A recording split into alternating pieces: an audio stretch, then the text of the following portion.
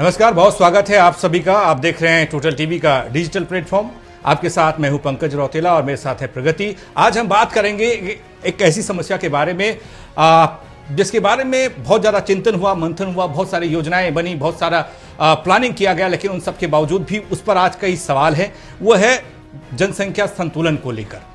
पहले ये कहा गया कि जनसंख्या विस्फोट हो रहा है, जनसंख्या नियंत्रण करना है, लेकिन जब नियंत्रण करने पर गए तो ये देखने को मिला कि जनसंख्या असंतुलन बढ़ गया, और उसी को लेकर आज हम बात करने वाले हैं। प्रगति, जिस तरीके से जनसंख्या को लेकर सवाल, जनसंख्या बढ़ रही है, विस्फोट हो रहा है, चाइना को लेकर, जापान को लेकर, भारत को लेकर ये कहा गया, लेकिन आज की स्थिति को कैसे समझा? आप नियंत्रण करने पर गए तो एक और नई समस्या पैदा हो गई। बिल्कुल पंकज, जिस तरह से फर्टिलिटी रेट कम होता जा रहा है ये गंभीर समस्या बनी हुई है, लेकिन इसके पीछे कई वजह है, सिर्फ एक वजह नहीं है, इसके पीछे कई सारी वजह हैं। जैसे कि रूटीन लोगों का सेम नहीं है। अगर हम पहले की बात करें तो पहले लोगों की दिनचर्या में काफी अनुशासन था, लेकिन आज की डेट में अनुशासन कहीं ना कहीं खोसा जा रहा है। लोग शादी देर से कर रहे हैं, करियर की चाहत में फैमिली प्लानिंग नहीं कर रहे हैं, उनका डेली लाइफ बिगड़ा हुआ है। ये कई सारी वजह हैं जो कहीं ना कहीं फर्टिलिटी रेट को घटाती हुई नजर आ रही हैं, और ये काफी बड़ी गंभीर समस्या बनती जा रही है। सिर्फ भारत के लिए नहीं, चीन के लिए, दक्षिण कोरिया के लिए, जापान के लिए, और भी कई ऐसे देश हैं जहां प्रजनन दर कम होना कहीं ना कहीं लोगों के लिए बड़ी समस्याएं बनी हुई हैं। प्रजनन दर खतरे की घंटी क्यों है, ये भी एक बड़ी समस्या, और इसके भी कई अपने सवाल हैं। एक रिपोर्ट आई, उस रिपोर्ट में कहा गया कि जनसंख्या नियंत्रण के लिए जितने कानून बने, जितने काम हुए, उसने जनसंख्या असंतुलन को बढ़ा दिया। अब जैसे चाइना को देखो या जापान को देखो या सिंगापुर आप जाएंगे तो वहाँ पर आपको बुजुर्गों की संख्या सबसे ज़्यादा मिलेगी जी। और जब बुजुर्गों की संख्या ज़्यादा हुई और उसके अनुपात में जो जवान लोग थे वो कम होते गए, बच्चों की संख्या और ज़्यादा कम हो गई, क्योंकि लोगों ने जनसंख्या वृद्धि को कम करने के लिए फैमिली प्लानिंग करना शुरू किया। हमारे दो भारत में भी हुआ और अभी भी चल रहा है बशर्ते। लेकिन चाइना में विकट स्थिति हो गई। चाइना ने जिस तरीके से एक पॉलिसी लाई जनसंख्या को कंट्रोल करने के लिए, क्योंकि सबसे बड़ी समस्या ये थी कि जनसंख्या बढ़ रही थी तो संसाधनों का उपयोग ज़्यादा हो रहा था जी।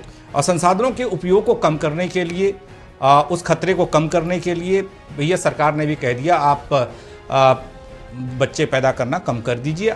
आप दो हैं तो दो बच्चे पैदा करिए, तीसरा होगा तो आपको सजा भी हो सकती है, आपको ये सुविधाएं नहीं मिलेगी, उसका लाभ नहीं मिलेगा। लोगों ने उस पर अमल किया। चाइना की बात हो रही है, लेकिन उसके बाद जब चाइना की सरकार ने देखा कि ये तो बहुत कम हो रहा है, इससे तो जनसंख्या का असंतुलन बढ़ रहा है, यहाँ तो बुजुर्गों की संख्या ज़्यादा है, और कल को अब जब बच्चे कम होंगे तो कल को बुजुर्ग कम होंगे, नौजवान कम होंगे, बुजुर्ग कम होंगे, तो आगे कैसे चलेगा? इसको लेकर फिर से दोबारा से शुरू किया गया, एक और योजना शुरू की गई। ये कहा गया कि आप दोबारा से इस पर प्लान कीजिए। सरकार ये चाहती कि आप बच्चे पैदा कीजिए, आपको योजनाओं का लाभ फिर से मिलेगा। तो ये कह सकते हैं इसमें एक और बड़ी चीज़ ये भी हो सकता है, आप ना आज के दौर को और पुराने दौर को ना थोड़ा सा आप जब मिलाएंगे, उसको जोड़ेंगे, तो आपको एक अंतर मालूम पड़ेगा। पुराने दौर में जल्दी शादी होती थी, जल्दी बच्चे पैदा होते थे, और उसके बाद आपको अपने करियर को प्लान करने के लिए वक्त मिलता था। सपोज कीजिए 30 साल तक आपके बच्चे, 2 बच्चे या 3 बच्चे पैदा हुए तो आप करियर पर ध्यान देते थे। और आज की डेट में लोग भागी तो रहे ना जी। बिल्कुल बिल्कुल पंकज, जिस तरह से आज की भागदौड़ वाली जिंदगी है, कहीं ना कहीं ये फर्टिलिटी रेट को प्रभावित कर रहा है, और अब सरकार की तरफ से स्कीम्स इस बारे में लाई जा रही हैं कि फर्टिलिटी रेट को मैनेज कैसे किया जाए। हालांकि भारत में अभी ये बहुत गंभीर विषय नहीं है, लेकिन जिस तरह से अन्य देशों की अगर हम बात करें तो उसकी तुलना में भारत में अब वो ज्यादा समय दूर नहीं रह गया है जब भारत में भी ये समस्या एक बार फिर से हावी होती हुई नजर आ सकती है। हालांकि और देशों की अगर हम बात करें तो स्कीम्स कई लाई जा रही है फर्टिलिटी रेट को मैनेज करने के लिए।